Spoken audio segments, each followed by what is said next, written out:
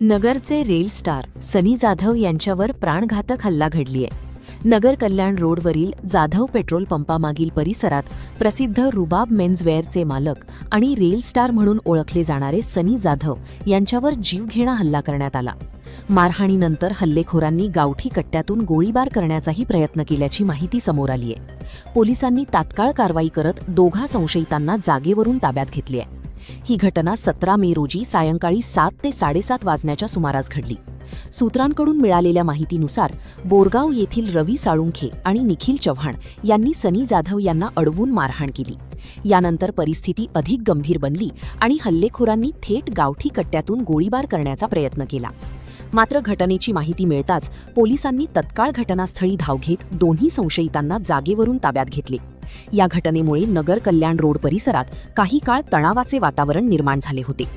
भर रस्त्यात घडलेल्या या प्रकारामुळे नागरिकांमध्ये भीतीचे वातावरण पसरले असून शहरातील कायदा आणि सुव्यवस्थेचा प्रश्न पुन्हा एकदा ऐरणीवर आला आहे।